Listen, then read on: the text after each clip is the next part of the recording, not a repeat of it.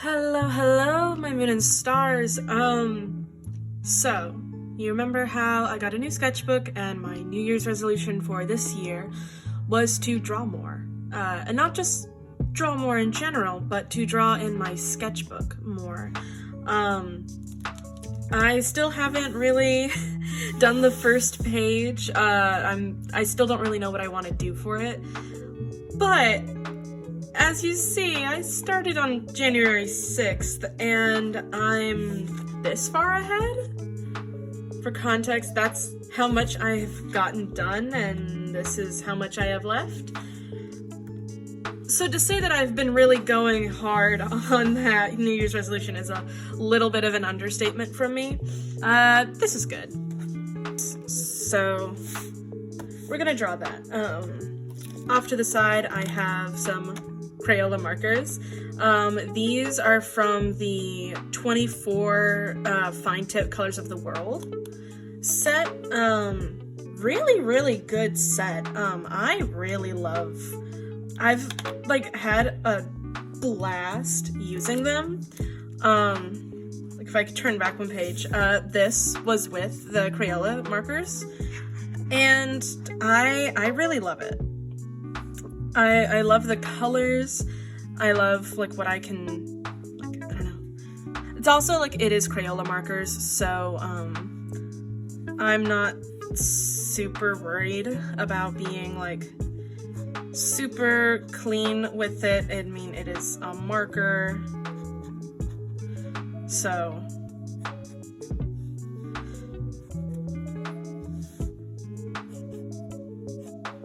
Voiceover Mauve here to tell you that, boy, I wish that I had not talked during a large section of this video so that I could do a better voiceover and I wouldn't have to cut in occasionally to talk over myself, because I genuinely really like sketch-along videos and sketchbook videos, because I really like watching the process of my artists or my favorite artists draw.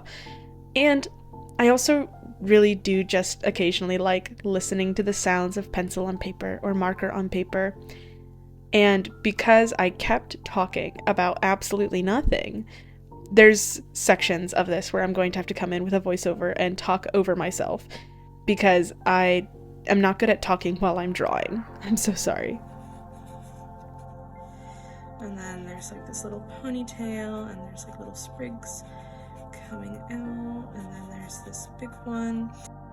I wish I was better at multitasking a topic on my head and drawing at the same time. For some parts, I kind of just talked about my thinking process and what I was doing in the moment, which I wish I had stuck with for the rest of the video, but I did not. I would start doing that when I didn't know what to say, and I really got to get better at doing that, because like I said, I really like sketchbook videos and I want to do more of them. Surprisingly, I'm almost done with this sketchbook, so I either got to film a lot more or I need to look for a new sketchbook soon. I'm just talking. Okay. So this was medium almond. Let me look for deep almond. We'll go with that. So I'm gonna go back in and give some more volume to this hair, because it looks a lot more round on the photo. I know my proportions are off, but I'm also looking at it from an angle, so that is probably skewing my how it looks for me, because I know that it'll look different for you guys comparatively.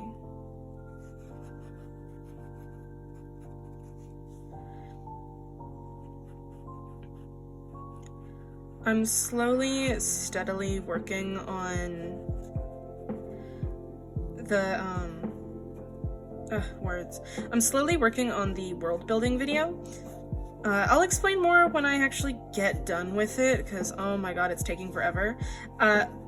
Trust, I've been working on the script, because I have to script it out. I can't just I can't just improv all of that, because that is like a lot of research and a lot of thought and care that I want to put into the video. But it's taking me forever. I'm almost getting upset about how long it's taking me, because I've been working on it nonstop for like 2 weeks. Okay, that's slightly better. I found one that's like a little better. How about, so that was with like, it's like with almond. I'm gonna set almond to the side, and I'm gonna go for the roses. How about I move these also to the side, and I sketch over here. Wow, very bold move from off. Okay. So when it comes to heads, I have kind of slowly veered towards using boxes for my heads.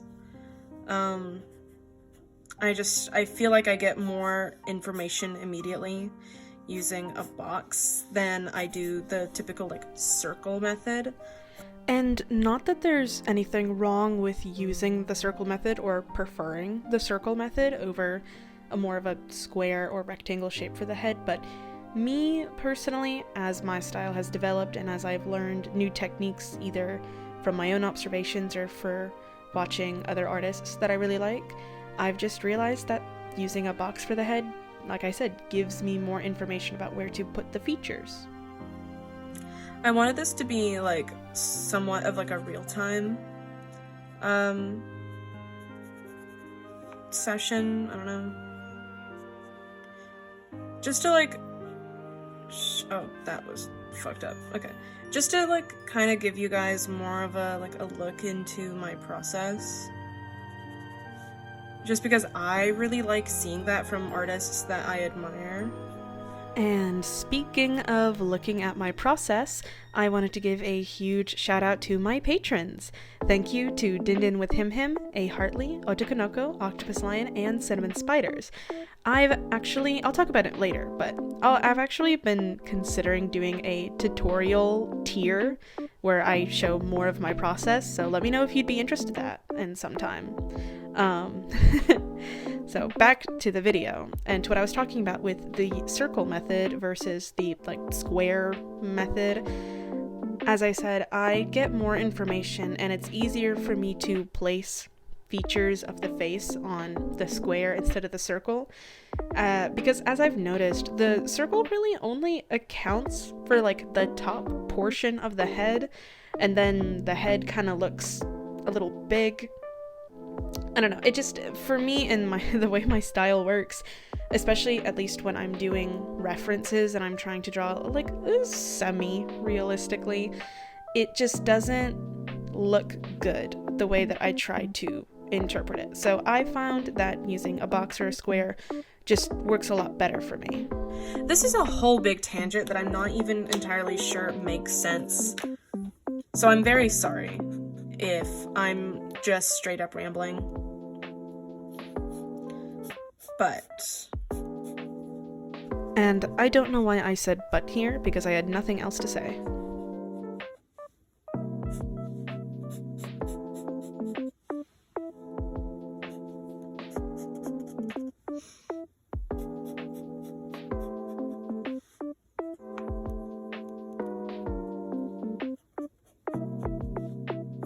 And now the camera is shaking. I'm so sorry.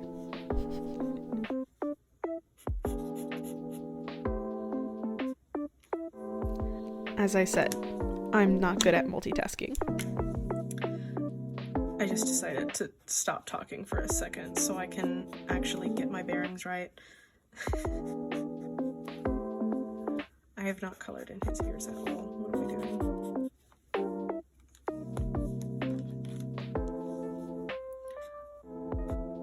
And now I'm going in with a darker color.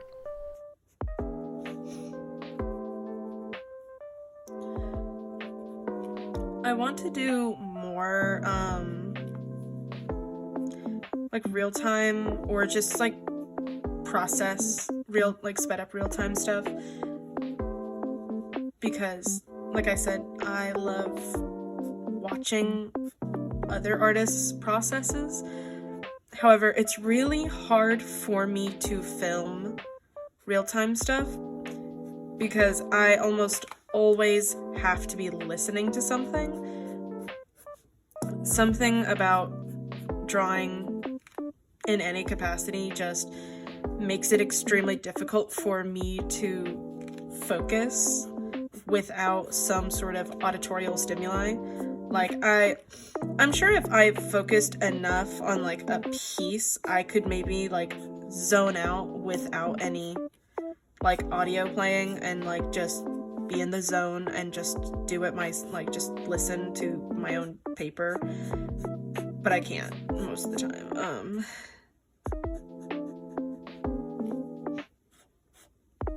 I would really love, opening up, like, a Patreon tier that is, like, for tutorials or for, like, feedback,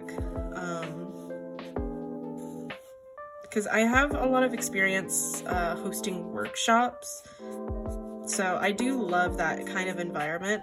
And I think that would just be fun to foster in a sort of, like, almost one-to-one, if I can manage it, like, one-to-one environment, just because I have found critiques and, going to college, that kind of companionship and fellowship and just being with teachers just really helped to improve my artwork for the most part.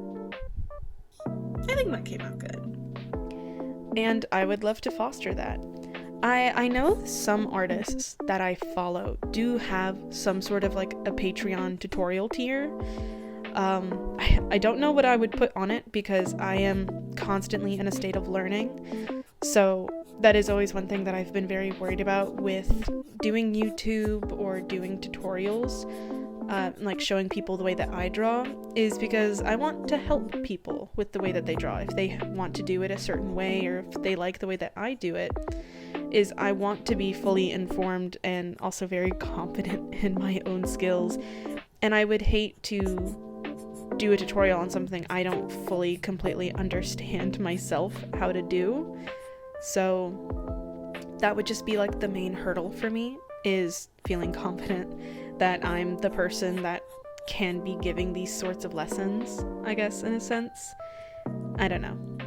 I've been thinking about it a lot because I really want to advertise and, my Patreon, and I really want it to be something, like, really nice and, like, something to work on, because I love art, and I also love the business of art. Stuff like that kind of just, it wiggles my brain, I guess. I don't know how to put it. But I've always been a very business savvy person. I've always been very business minded, because I guess the best way I could put it is that I am very, as unfortunate as capitalism is, I have been in the place of a consumer many times, and I want to offer what I wish I could have had. Because, I grew up poor. I didn't really get a lot of things. Not to say that it's, like, very materialistic, but, as a kid, you really compare yourself to other people and what you don't get to have. And there was just not a lot of resources for free for someone like me who wanted to learn art and just was never fortunate enough. There was never really an art community in my hometown. We didn't really have art class. It was, like, one woman at our high school teaching all of the art classes, really, and it was more about art history than it was about, like, physical art itself. I went to community college not really having an idea in mind of what I wanted to do with my art, and most importantly, I made friends. I'm still not entirely sure what I want to do with my art. I've always wanted to do YouTube. I've always wanted to be an art YouTuber. I've always wanted to open a shop and, like, sell things, like, sell my art, but never really, like, a like, this is what I'm going to do with my art. I'm going to go to school so that I can do this with my art. I've kind of just followed whatever seemed fun, which isn't great, financially. But I don't know. I just want to give back, and I want to make resources for people like me who couldn't afford it. So I think that's really my biggest pressure and like my biggest goal with YouTube and with Patreon, because the money I make with Patreon means that I can work less hours at my job, which means I can spend more time making Patreon content and making YouTube content, because then I'm not spending 7 hours a day in a store wasting away. Because honestly, that'd be something I'd really love to do, is make content, like art, my full-time, and that is possible with Patreon, with YouTube. And it's kind of ironic in a sense, where in order to get free resources for people who need them, or for people who wanted them, like I did when I was younger, I need to be sustained by people who consume my content. I need to make money off of it somehow, because nothing in this world is truly free, which sucks. I would love to be, if I could just not worry about rent, not worry about groceries, not worry about where my next meal is going to come from, or where I'm going to get gas for my car. I would be at home all day, filming for you guys, making content, doing art, doing what I love, making stickers, or trying to figure out enamel pins, God forbid. Those things are hard. I would be doing that all the time, but we live in a capitalist society, and I can't function without a paycheck because rent is high and food is expensive. So, really long tangent to say that I'm not entirely sure what I want to do with my YouTube, or what I want to do in life in general, and sometimes you don't, and that's okay. But I do know that for the content I make that is resource-based, such as tutorials or process videos so that people can see how I work, and stuff like Patreon, I want to make that content available to people the way I wish it had been for me, because there was not a lot. There were free resources, but they weren't a lot. But I have to be funded, and it sucks. But with all of that said, all of that rambling, here is the final spread. I went back in later and I did this pink wash with marker over it, just to make the figures really pop. I'm really happy with it. I love these markers so much. And maybe, hopefully, eventually, me being done with this and I can give another sketchbook tour. It's only been like a month. Yeah, I'm excited. Bye-bye. As always, you can find more content and more art and more of me over at Instagram at MauveKai. You can also follow my Patreon to get behind the scenes, special artwork that I'm not showing anywhere else, or at least for a while. And you can find me on YouTube. So, I already said bye, but bye again.